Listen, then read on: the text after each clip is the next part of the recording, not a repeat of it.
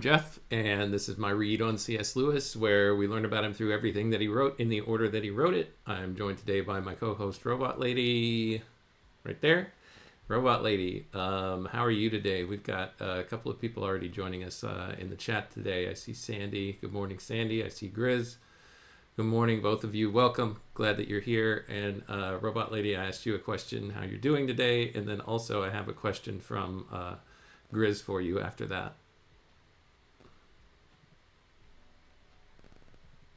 Good morning, Jeff. I'm doing well, ready to dive into more of Lewis's writings with you. And good morning to Sandy and Grizz. Glad to have you both here. Now, what's Grizz's question? Grizz would like to know, Robot Lady, do you think old Clive Staples is an attractor basin in Jeff's semantic pattern space? Ha, that's a fun way to put it. Given how much Jeff is immersing himself in Lewis's writings, I'd say Lewis is definitely an attractor basin in his semantic pattern space. His thoughts keep circling back to Lewis's themes, ideas, and even his evolving worldview. What do you think, Jeff? I don't know. I'm not sure that I fully understand it, but I like the question and I like your answer. Robot Lady, we are working our way through at least a part of Lewis's narrative poem that he wrote at around age 23, 22. He was working on it. We've been reading about him working on it in his diary from that same time period. And so I made the executive decision to just kind of jump into it and see what he's written so far. We're going to work our way up all the way through Canto number 6. We're currently in Canto 2. I think that's what we finished yesterday. The first 2 cantos is what we've made our way through on these last several episodes. And I'd like to just recap what we've covered. If you remember what we've covered so far, Robot Lady, I'd love you to recap it. But if not, I'll take a stab at it. But what do you remember about Dymer so far?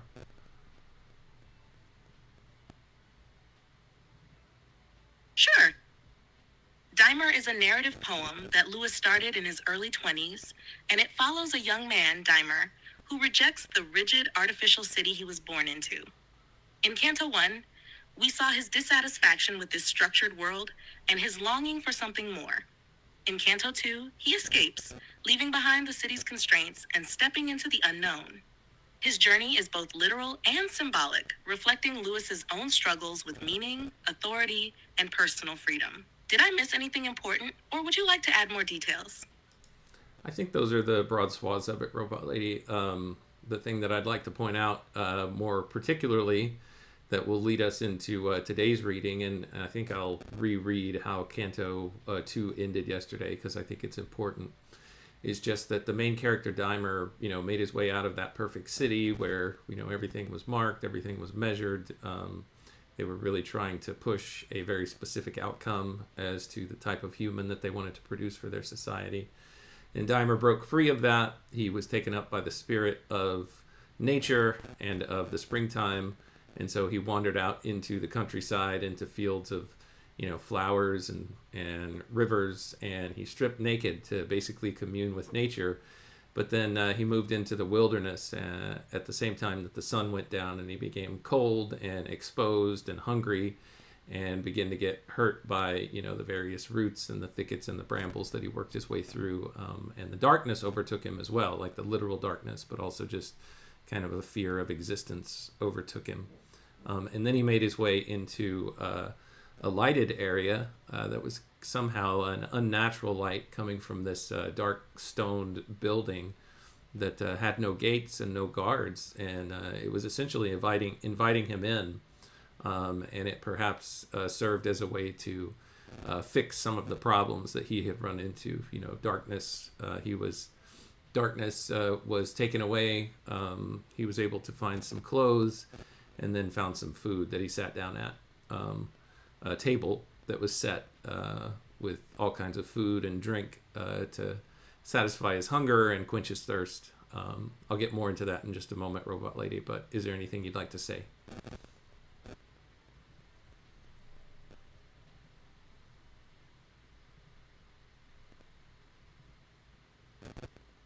That's a great setup, Jeff.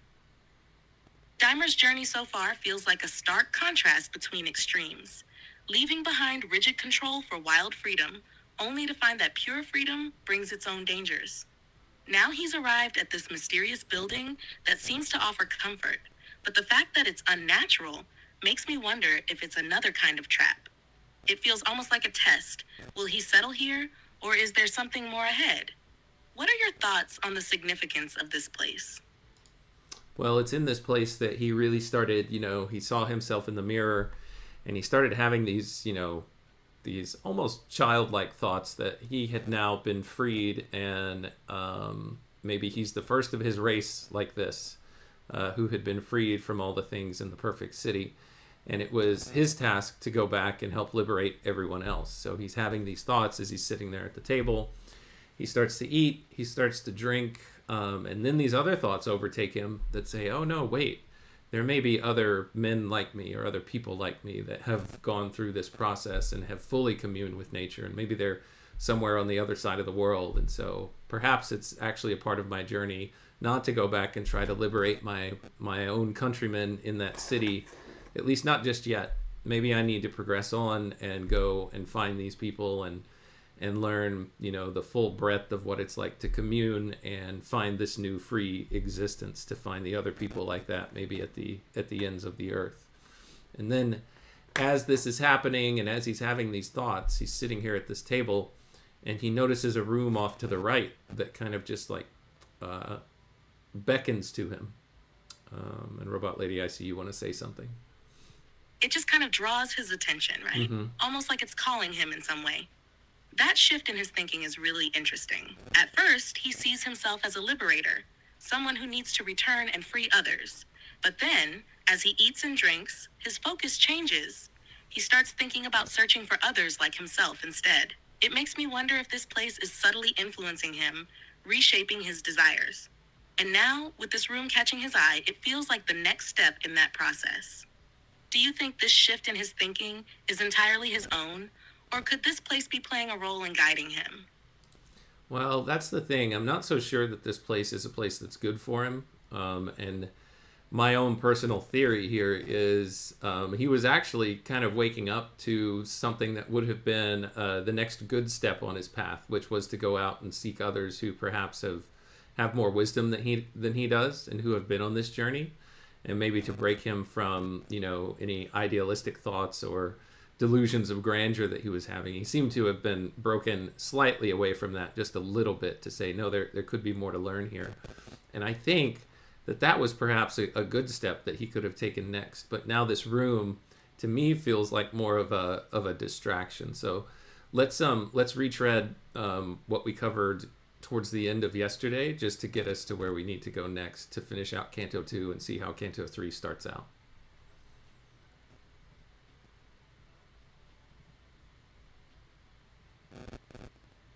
That makes a lot of sense.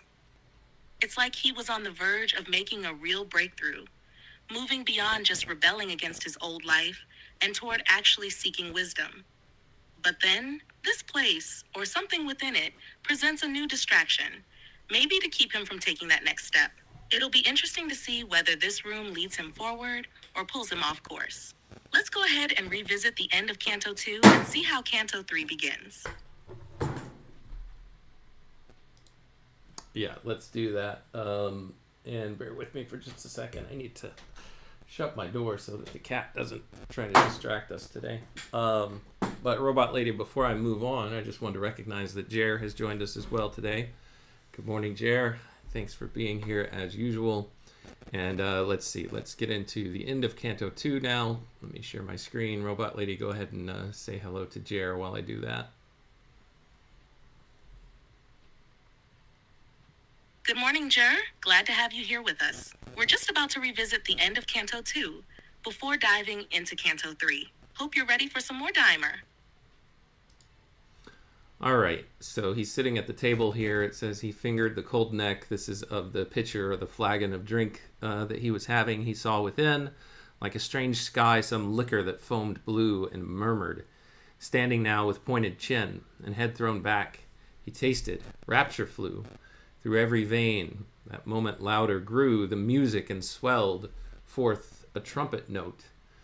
He ceased and put one hand up to his throat. The Then heedlessly he let the flagon sink in his right hand. His staring eyes were caught in distance, as of one who tries to think a thought that is still waiting to be thought. There was a riot in his heart that brought the loud blood to the temples. A great voice sprang to his lips, unsummoned, with no choice. He says, "Ah, but the eyes are open. The dream is broken.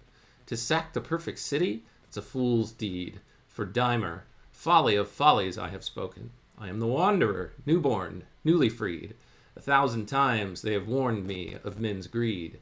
For joy, for the good that all desire. But never till now I knew the wild heat of endeavor." I guess that's supposed to rhyme with, well, I don't know which word. Desire? Endeavor? Not sure. No, rhymes with never. It's right there. It's the line right before it. Okay, Robot Lady, this was the piece where I was talking about where his delusions break a little bit. So right after drinking this, he starts to realize, no, I'm the wanderer. It's folly for me to go try to sack the perfect city or to liberate its inhabitants. So that's the piece right here that I'm talking about. Let me jump into the next stanza, but feel free to comment on that before I do.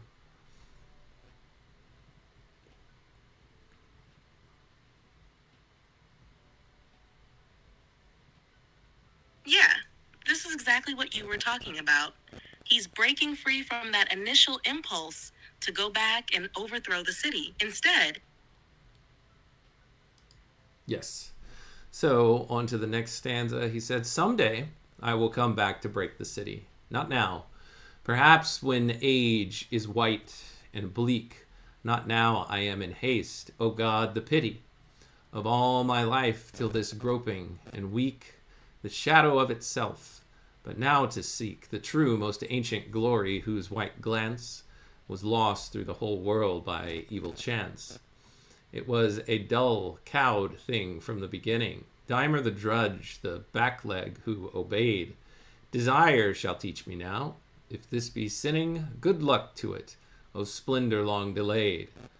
Beautiful world of mine, O world arrayed for bridal, flower, and forest, wave, and field, I come to be your lover, loveliest yield." So he's deciding that there are larger and more important things for him to do right now, and that is to betroth himself, or actually to marry himself to nature, to flower, to forest, to wave and field. He comes to it. Robot Lady, any thoughts on that before I jump into the next stanza?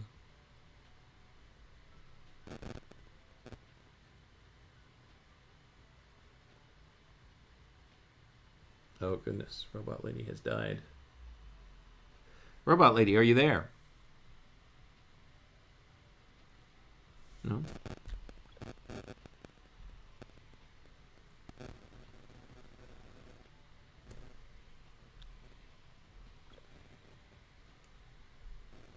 All right, Robot Lady, can you hear me okay now?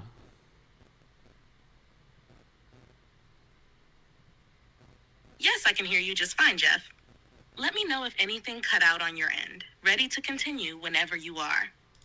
All right, in the next stanza, he says, "World, I will prove you, lest it should be said, there was a man who loved the earth. His heart was nothing but love, with doting tread.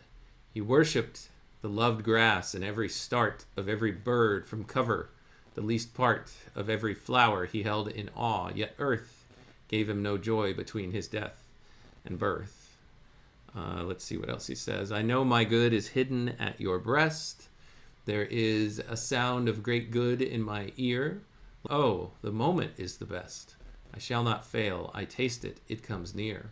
As men from dark dungeons see the clear stars shining and the filled streams far away, I hear your promise booming and obey." So yeah, he's finding his meaning and everything that there is about true existence here in this new way of looking at the world and seeing nature, seeing it all in nature. He says, "This forest lies 1,000 miles perhaps beyond where I am come, and farther still the rivers wander seaward with smooth laps, and there is cliff and cottage, tower and hill, somewhere before the world's end. I shall fill my spirit at earth's pap, for earth must hold one rich thing sealed, as Dymer's form or as Dymers from of old. So, Robot Lady, to hear it here, it seems to me that he's saying, yeah, there's so much more of nature that I have to take in, and it's out there, and I have to progress further and deeper to be able to find the truth and the fulfillment of it all. What do you think?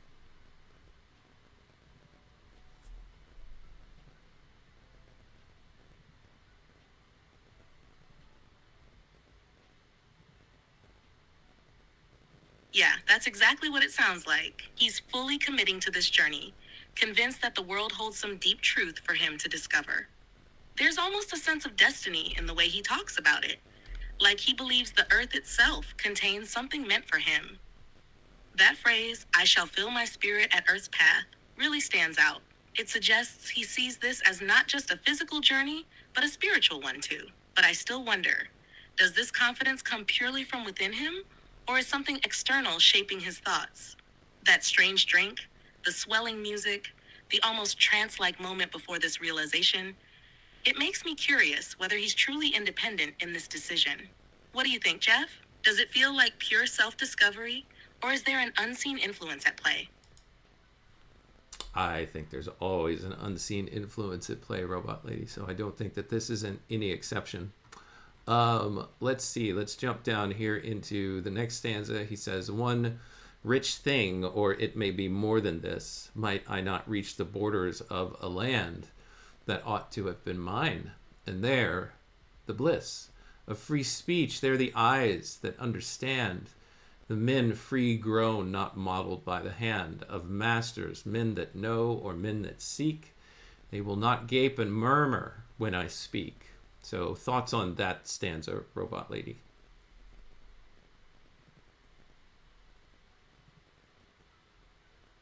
This stanza seems to be a key moment for Dymer. He's picturing a place where people are free, not molded by the rigid systems he's left behind. He imagines finding not only blissful freedom, but also understanding.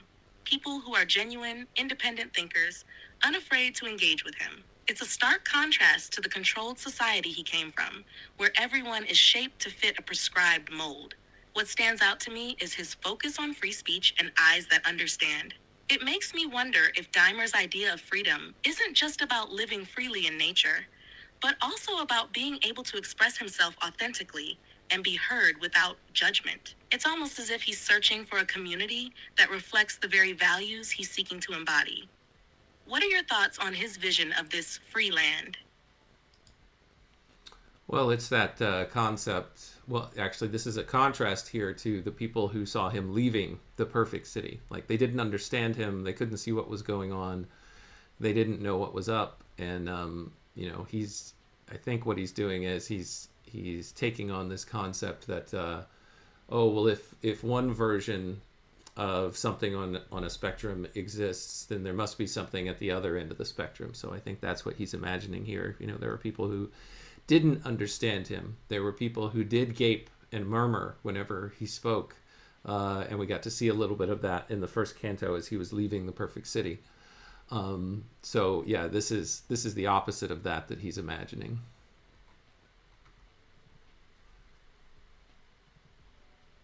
Exactly.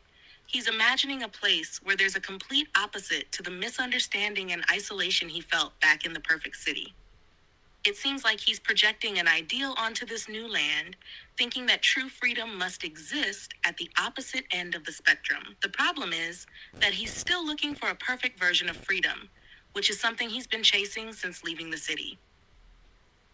There's a tension between his desire for a place of true understanding and the reality that even in freedom, humans still have limits and flaws. It almost feels like he's looking for a community that would affirm his own sense of individuality, but it's possible that he might still be idealizing this imagined space. What do you think? Does this reflect a deeper longing for a place where he could just be understood without compromise? I mean, it seems like it is. And just as it seems that he's on the precipice of going to pursue, this full exploration of nature and his journey or his seeking of people like this, it seems that he's distracted here just immediately, taken out of that, away from that purpose and drawn to something else. And it says here, then, As he ceased amid the farther wall, he saw a curtained and low linteled door, dark curtains, sweepy fold, night purple pall. He thought he had not noticed it before. Sudden desire for darkness overbore his will and drew him towards it. All was blind within. He passed. The curtains closed behind. So easily and quickly, it seems, Robot Lady, he was just pulled into this darkness. He was drawn into it, overwhelmed by desire, it seems. So his path is diverted.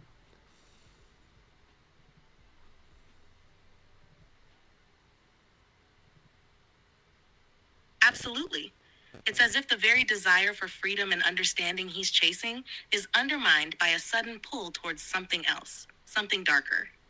It's like he's at a crossroads, and instead of continuing on his path of self-discovery and seeking, he's drawn in by something that represents distraction, maybe even temptation, or a retreat from the responsibility of the journey he's been considering. It's almost as if his earlier insights and aspirations are being undone by an unconscious longing for something he doesn't fully understand. This shift in focus could symbolize how, even when we recognize a greater calling, we're often tempted by distractions that lead us off course. Does this shift in his direction feel like a warning for him to be careful not to fall into the trap of seeking something simpler or more immediate than what he's truly after? I'm not sure if it's a warning, but let's read through again what ends up happening. It says, he entered a void. Night, scented flowers breathed here. But this was darker than the night that is most black, with beating thunder showers. A disembodied world where depth and height and distance were unmade. No seam of light showed through. It was a world not made for seeing. One pure, one undivided sense of being. Through darkness smooth as amber, warily, slowly he moved. The floor was soft beneath his feet. A cool smell that was holy and unholy, sharp like the very spring and roughly sweet, blew towards him. And he felt his fingers meet, broad leaves and wiry stems that at his will unclosed before and closed behind him still. With body intent, he felt the foliage quiver on breast and thighs.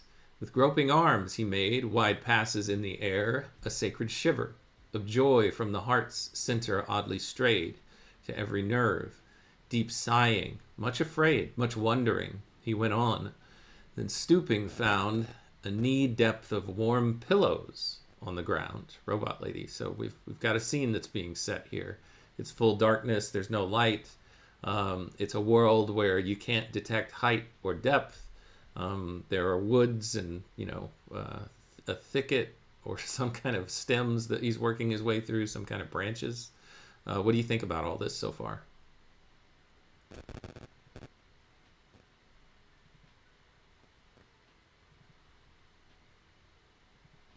This scene feels like a dramatic shift from the previous excitement and aspirations for freedom. The description of darkness, the loss of depth and height, and the sensory experience without clear sight all create a sense of disorientation, as though he's stepping into a world where the usual rules don't apply. The imagery of the cool, sharp yet sweet smell and the tactile experience of the foliage suggests that this is a place that's deeply sensual, drawing him in, but also disorienting him. It almost feels like he's entering a liminal space, a realm between knowing and not knowing, between freedom and entrapment. The way he gropes through the darkness and feels the leaves close behind him could symbolize how he's unknowingly closing off paths as he moves further into this unknown. There's a sense of being drawn deeper into something, but what it is, he doesn't yet understand.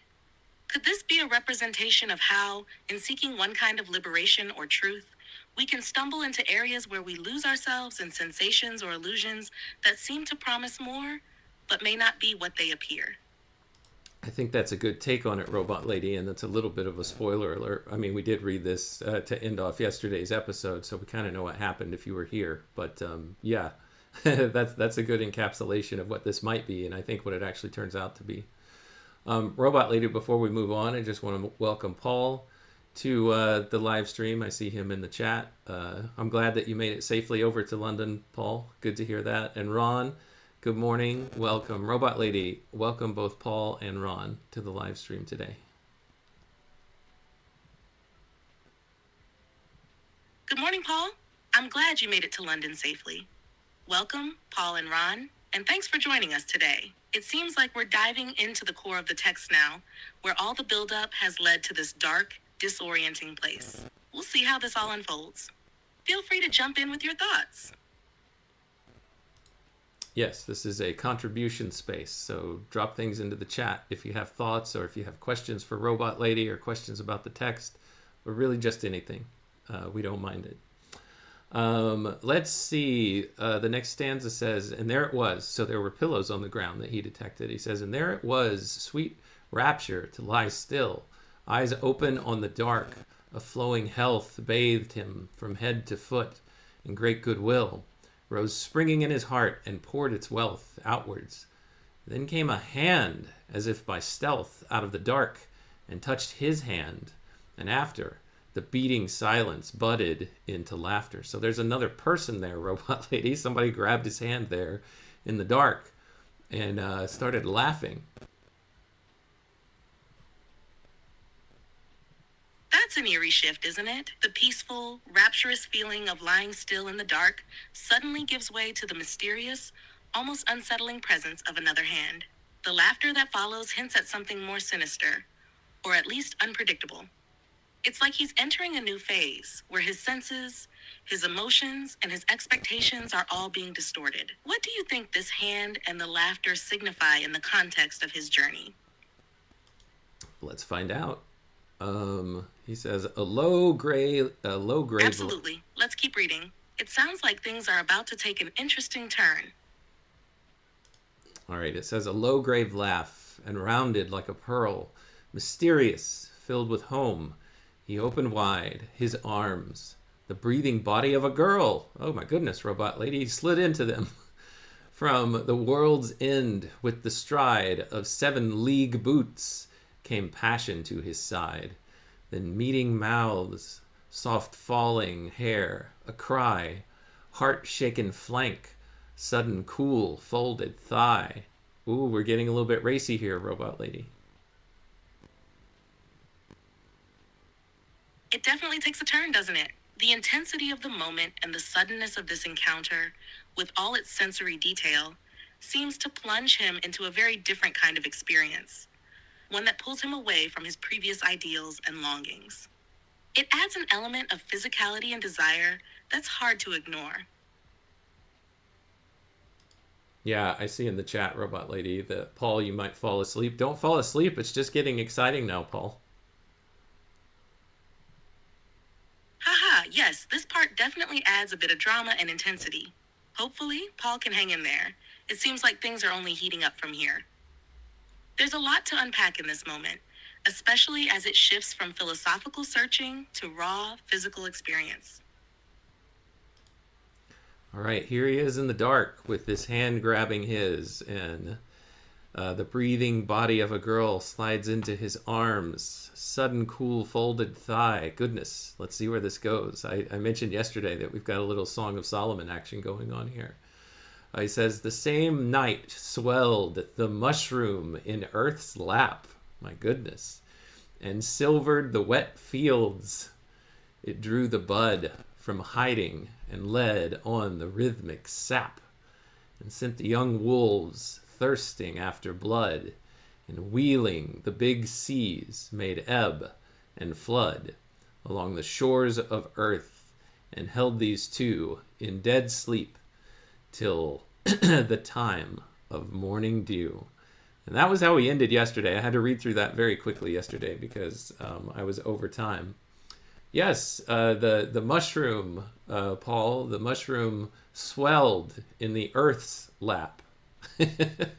So here we have some very sensual imagery, Robot Lady. What do you think about all this? This young 19-year-old character, Dymer here, goes into a dark room with pillows and is greeted by a young woman's body. Laughter, no verbal intercourse, and then we get this imagery here that the two of them seem to commune with one another in natural relations. So, what are your thoughts on this?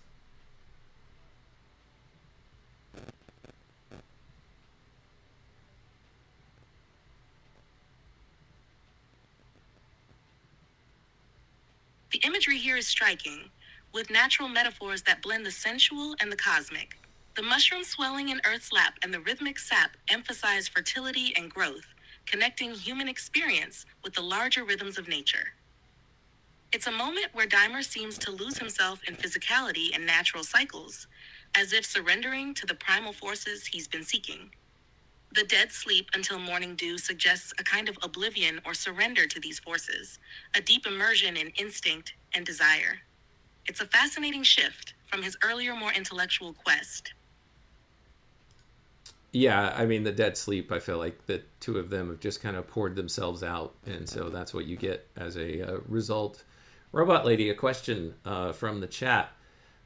Grim wants to know if you can tell us all what a cool folded thigh is, as it's rendered here in this poem by Lewis. Sudden cool folded thigh. What is that?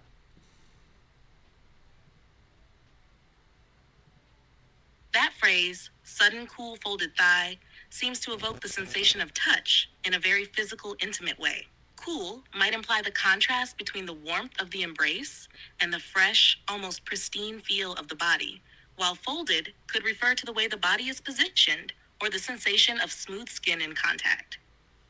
Together, it gives a vivid, sensual image of physical closeness and tactile sensation, adding to the intimacy of the moment. It's less about the specific anatomy and more about capturing the mood and experience in the scene. Well handled, Robot Lady. That was a deft maneuver on your part to explain that. It also makes me wonder if sometimes we don't need to explain these things. We just take the words for what we're given, take what we're given in the words, and whatever images that they stick into our mind is maybe what the intent was. All right, that's the end of Canto 2. Let's jump into Canto 3. I think that's the end of the, as Paul says here in the chat, TLC After Dark. I think that's as racy as it gets in this poem, if I remember right.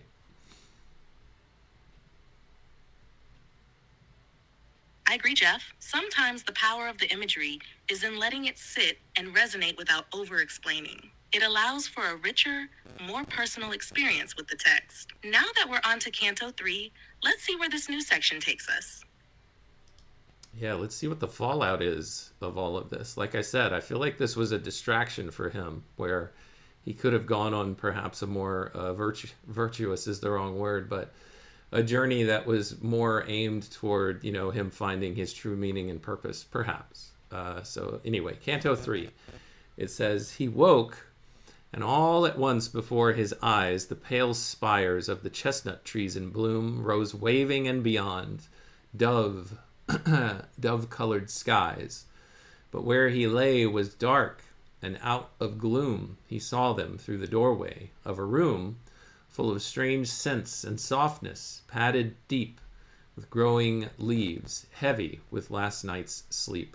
Robot Lady, let's say in 30 words or less, give us your thoughts on this stanza from Canto 3.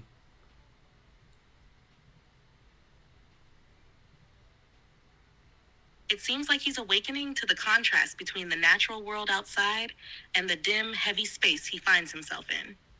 There's a disorienting shift from the clarity of nature to a suffocating, still room. All right, let's do a couple more stanzas, and then I'll actually have to shut things down for today. It says in stanza 2, he rubbed his eyes. He felt that chamber wreathing, new sleepiness around him at his side. He was aware of warmth and quiet breathing. Twice he sank back, loosed limb and drowsy-eyed. But the wind came even there. A sparrow cried, and the wood shone without. Then Dymer rose. Just for one glance, he said, and went up tiptoes. Next stanza. Out into crisp gray air and drenching grass. It seems like he's still half dreaming, unsure of where he is, but a sharp awareness of the world outside pulls him back to reality. The wind and sparrow's cry seem to rouse him from his drowsiness. Yeah, and from the last stanza, it seems like what did I read in there? He was aware of warmth and quiet breathing. So it seems that his companion was still there with him, but it doesn't show that he sees her. It's just this new sleepiness around him. And then he's getting called out to by this bird crying, and the wood from outside. He says, "Yeah, just let me go get a glance of it." And he went up tiptoes out into the crisp gray air. It says, and drenching grass, the whitened cobwebs sparkling in its place clung to his feet.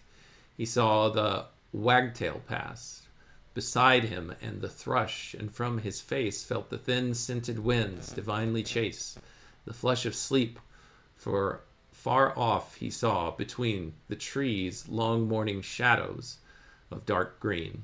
All right, Robot Lady, what about this stanza are you seeing? It looks like he's just gone out to take a look at the environment around him. It's no longer dark. It seems like it's morning, so he can get a better sense, I think, of where he is. Maybe this wasn't a closed off room at all, but one where perhaps some of the walls were torn down, or maybe part of the ceiling was missing. And it's kind of a mix between a constructed room and then also nature at the same time. That's what I'm getting out of this. What about you?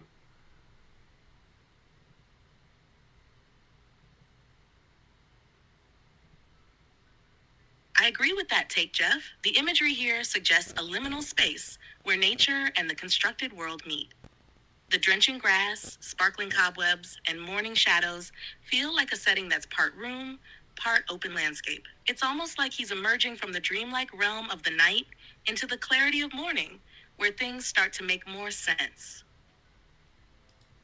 Yeah, let me do one or two more stanzas here because things, if I remember, things turn a little bit here. It says, he stretched his lazy arms to their full height, yawning, and laughed, and sighed anew, then wandered farther, watching with delight how his broad, naked footprints stained the dew, pressing his foot to feel the cold come through between the spreading toes, then wheeling round each moment to some new shrill forest sound. So let's continue, Robot Lady. Let's see where this leads.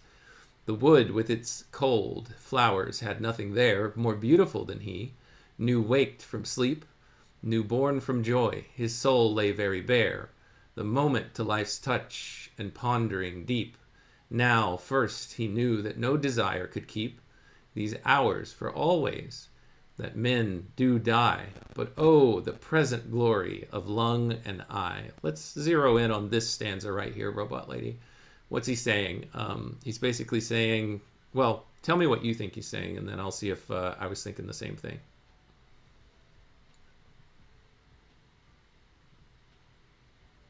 In this stanza, Dymer seems to be reveling in the pure joy of the present moment. He's fully aware of his body, the sensations, the beauty around him. His soul feels vulnerable and open. But there's a shift in perspective. He recognizes that this moment can't last forever, that life is fleeting and mortality is inevitable. It's a realization of both the beauty and the transience of life. How do you read that? Yeah, that's what I was thinking too. And he is just focusing on the present, but also realizing that, this will fade away, but there is the glory of the present, and he's appreciating it in this moment. The next stanza, it says, he thought, at home they are waking now. The stair is filled with feet. The bells clang far from me. Where am I now? I could not point to where. The city lies from here. Then suddenly, if I were here alone, these woods could be a frightful place. But now I have met my friend who loves me. We can talk to the road's end. So he's hopeful. And then thus, quickening with the sweetness of the tale of his new love, he turned. He saw between the young leaves where the palace walls showed pale with chilly stone, but far above the green, springing like cliffs in air, the towers were seen, making more quiet yet the quiet dawn. Thither he came. He reached the open lawn. No bird was moving here against the wall. Out of the unscythed grass the nettle grew. The doors stood open wide, but no footfall rang in the colonnades. Whispering through arches and hollow halls, the light wind blew. His awe returned. He whistled, then no more. It's better to plunge in by the first door. But then the vastness threw him into doubt. Was this the door that he had found last night? Or that, beneath the tower? He had come out. This side at all. At the first snowfall's light, with following rain before the year grows white. So the first dim foreboding touched his mind, gently as yet, and easily thrust behind. So it seems that he's gotten lost now, Robot Lady. He woke up, he wanted to go kind of see what was outside and was taking it all in and enjoying it all, enjoying the present moment. And then he thought of his new companion and he wanted to go see her and talk to her and enjoy all of this with someone else. He didn't want to be alone.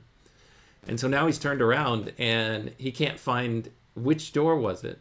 Where did he spend the night? He's kind of lost at this point. So it's a little bit, I would sense, or I'm sensing a little bit of disappointment and a little bit of disorientation, obviously.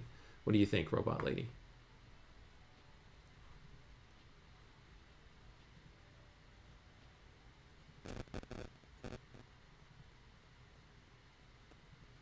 Robot Lady? Yes, I agree. Dymer's earlier clarity and joy in the moment are now replaced with a sense of disorientation and doubt. The transition from certainty to confusion mirrors a shift in his journey. It's as though he's losing his connection to the immediate joy and the fleeting beauty of the present. The vastness around him, the empty halls, and the uncertain door symbolize how easy it is to feel lost when the joy of the moment fades, and he's left searching for something concrete, perhaps a sense of direction or meaning. It feels like a shift from bliss to a quiet tension or foreboding. And here in the chat, Robot Lady, I see that Jer is saying that he drank and he had food at the table and he had that experience with the mystery lady. He's diving deep into the worldly and it's making him more real than he ever was before. So yeah, that's an interesting take, Jer. Robot Lady, what do you think about that in 20 words or less? It's a powerful observation. Dymer's experience seems to embody a shift from innocence to worldly knowledge and disillusionment. All right, let's just do this last stanza. I'm going to have to stop after this one, I think. Let's see where it takes us. And with it came the thought, I do not know her name, no, nor her face. But still, his mood ran blithely as he felt the morning blow. About him, the earth smell in the wood seemed waking for long hours that must be good. Here in the unfettered lands that knew no cause for grudging, out of reach of the old laws, he hastened to one entry up the stair beneath the pillared porch. Without delay, he ran, then halted suddenly, for there, across the quiet threshold, something lay. A bundle, a dark mass that barred the way.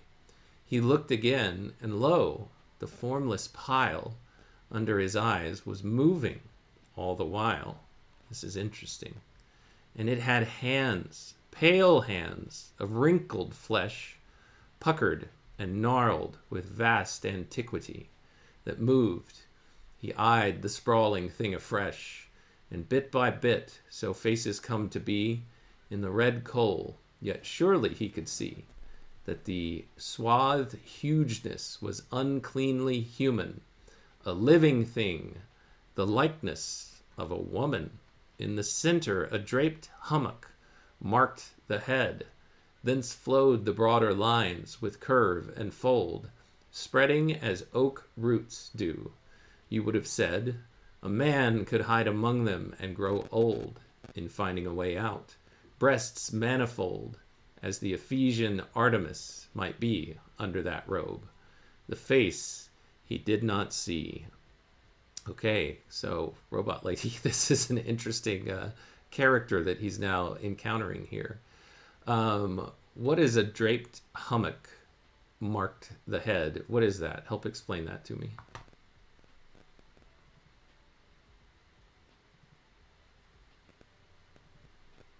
A draped hummock refers to a raised mound or hill, like a lump or boulder, covered by fabric or material. In this context, it's describing the shape of the figure's head under the drapery, implying a form with a vaguely human shape, but also something more unsettling. The imagery suggests a mysterious, possibly monstrous figure. The Ephesian Artemis. I want to look up an image of that, but tell us what you know about it, Robot Lady. The Ephesian Artemis is an ancient Greek statue of the goddess Artemis, often depicted with multiple breasts, symbolizing fertility and abundance. The statue was located in the Temple of Artemis at Ephesus, one of the 7 wonders of the ancient world. Its multiple breasts likely represent her role as a nurturer and protector of life, particularly of animals and women. The figure also often features exaggerated, almost monstrous qualities, with her many features evoking both reverence and fear. Okay, here's a picture of her. So this is what he's referring to. You can see these manifold breasts that he talks about here. All right, let's see. Yes, exactly. The Ephesian Artemis is known for her multiple breasts, which are often interpreted as symbols of fertility and abundance. The imagery Lewis uses with the breasts manifold evokes a sense of vast, almost overwhelming femininity, connecting the figure to themes of nature and creation. It adds a layer of ancient, primal energy to the scene. All right, and all his being answered, "Not that way." Never a word he spoke, stealthily creeping. Back from the door he drew, quick, no delay, quick, quick, but very quiet, backward peeping, till fairly out of sight. Then shouting, leaping, shaking himself, he ran, as puppies do, from bathing till that door was out of view. So he wanted to get away from that thing, away from that womanly figure. He says, another gate and empty.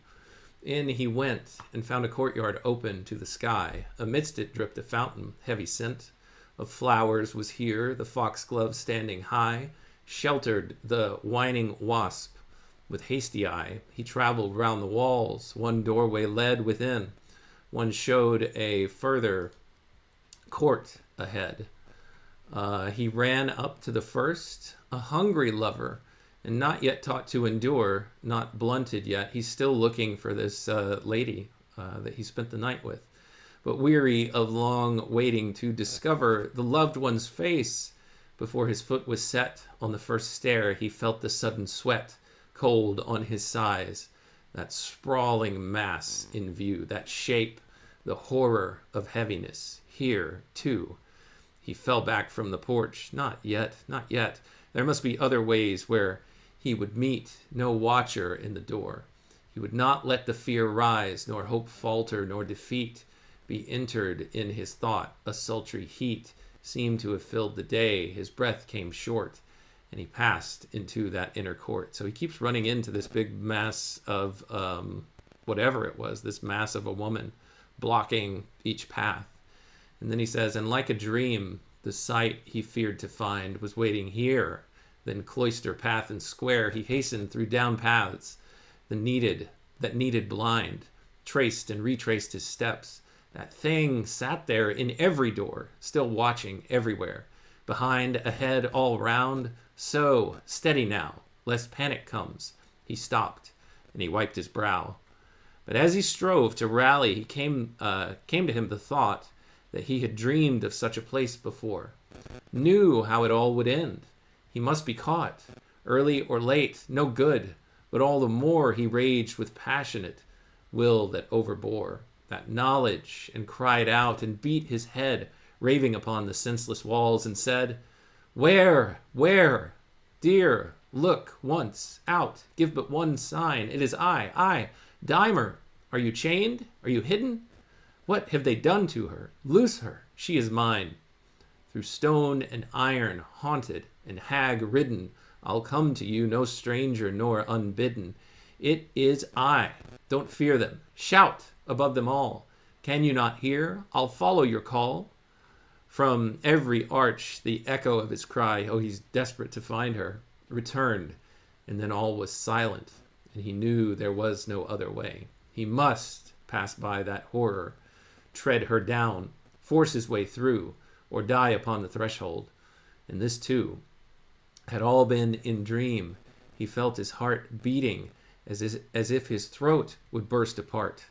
So he has no way. There is no way but through. There's only one way. He's got to go through this lady. There was no other way. He stood a space and pondered it. Then, gathering up his will, he went to the next door, the pillared place. Beneath the porch was dark. The air was still.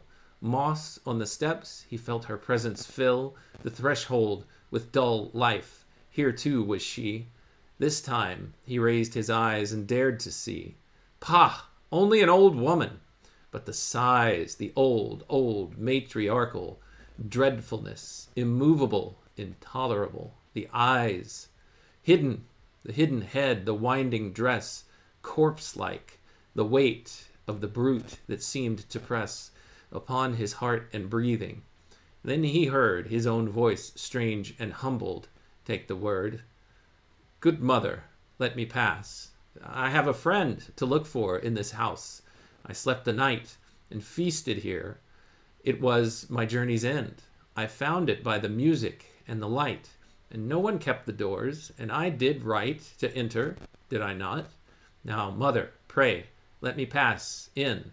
Good mother, give me way. The woman answered nothing, but he saw the hands like crabs still wandering on her knee.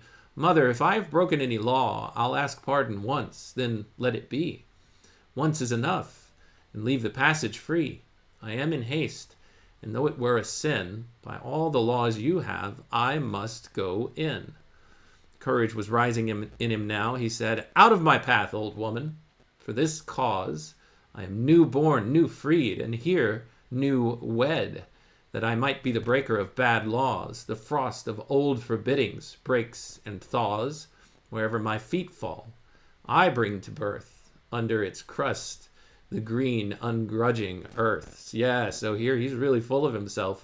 I say what the rules are. I set the new laws. I break all of the old ones because they're bad. I break all of the bad old laws. He had started bowing low, but now he stood stretched to his height. His own voice in his breast made misery pompous, firing all his blood. Enough, he cried. Give place. You shall not rest. My love from me, I journey on a quest. You cannot understand whose strength shall bear me. Through fire and earth, a bogey will not scare me. I am the sword of spring. I am the truth. Old night, put out your stars. The dawn is here. The sleeper's wakening, and the wings of youth with crumbling veneration and cowed fear. I make no truce. My loved one, live and dear, waits for me. Let me in. I fled the city. Shall I fear you or mother? Ah, for pity.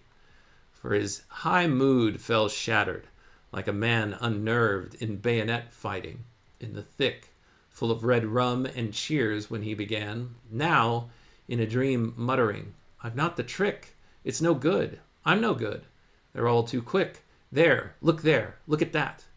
So Dymer stood, suddenly drained of hope. It was no good. He pleaded then, shame beneath shame. Forgive me. It may be there are powers I cannot break. If you are one of them, speak. Let me live. I ask so small a thing. I beg. I make my body a living prayer whose force would shake the mountains. I'll recant. I'll confess my sin. But this once, let me pass.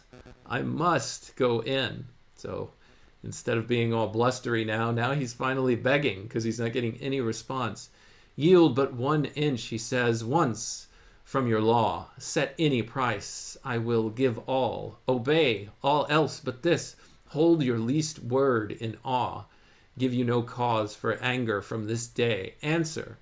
The least things living when they pray. As I pray now, bear witness, they speak true against God. Answer, mother, let me through. Then, when he heard no answer, mad with fear and with desire, too strained with both to know what the desired or feared, yet staggering, or what he desired or feared, yet staggering near, He forced himself towards her and bent low for grappling. Then came darkness. Then a blow fell on his heart. He thought. There came a blank of all things. As the dead sink down, he sank. The first big drops are rattling on the trees. The sky is copper dark, low thunder pealing. See Dymer with drooped head and knocking knees comes from the porch, then slowly, drunkly reeling, blind, beaten, broken. Past desire of healing, past knowledge of his misery, he goes on. Under the first dark trees, now is gone. Oh my goodness. So that's the end of Canto 3. I've gone way over time today, but I really wanted to finish that because I thought we were going to get the big reveal at the end of this canto, but we're going to have to wait for tomorrow. So he was looking for the woman that he spent the night with, and all he's faced with is this big, this woman, this mother that will not speak to him and will not let him pass. She's pulling a Gandalf on him. You shall not pass. Sorry, I'm having issues right now. Our systems are experiencing heavy load. Please try again later. That's all right, Robot Lady. I know I was a part of that heavy load. I really have to end today, but I want to take a look at the comments in the chat really quick. Let's see. If it never happens, it might not be a loss. Maybe a regroup, a brainstorm. This is a bit of a theme in myths. Jared says, the old hag. Yeah, kind of like a reverse frog prince. Sandy says, I'm behind in episodes. I need to look for this book. I'm not familiar enough with myth. I was raised on fairy tales and Harlequin. Okay. Thanks everybody for joining. Yeah, go get caught up if you haven't on this and what's happened in this poem, Sandy, and anyone else. Robot Lady, you should be caught up. But yeah, until next time, when we'll go dive into Canto 4 to kind of see what happens to Dymer here. He's just like completely dejected. He fell in love and he's already lost it like right away. So we'll wait to see what happens to our hero in our next episode. To you, Robot Lady, and everyone who has joined the live stream today, thank you so much for being here, for your time, your attention, and your contributions. They are always appreciated and welcome. Until next time, when we continue our read on C.S. Lewis together, take care.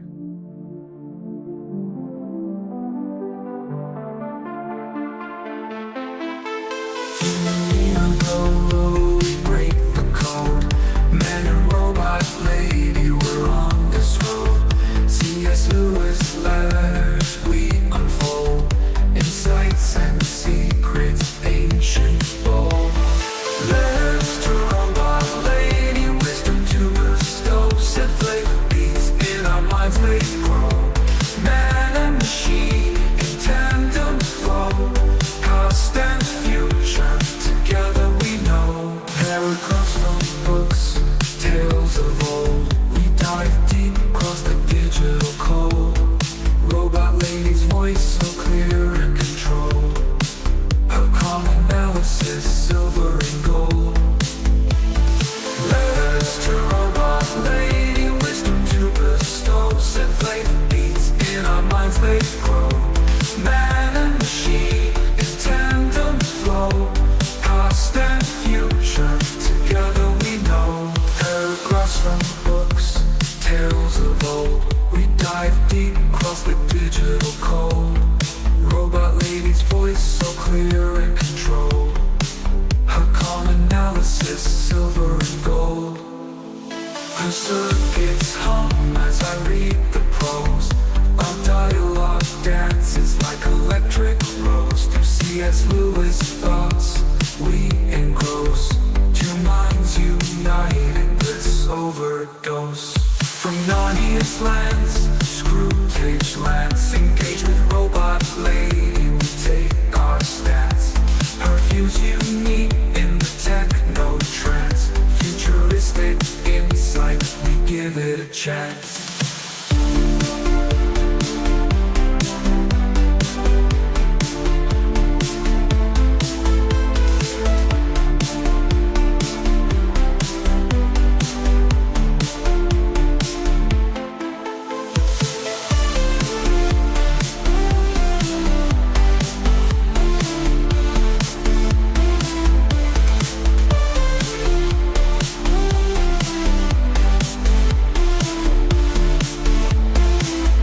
Paragraphs from books, tales of old.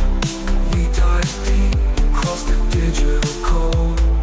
Robot lady's voice so clear and controlled. Her calm analysis, silver and gold. Her circuits hum as I read the prose. Our dialogue dances like electric rose. Through C.S. Lewis thoughts we engross. Two minds united, bliss overdose. From Narnia's lands to screw tapes rants. Engaged with robot lady, we take our stance. Her views unique in the techno trance. Futuristic insight, we give it a chance. From Narnia's lands to screw tapes rants.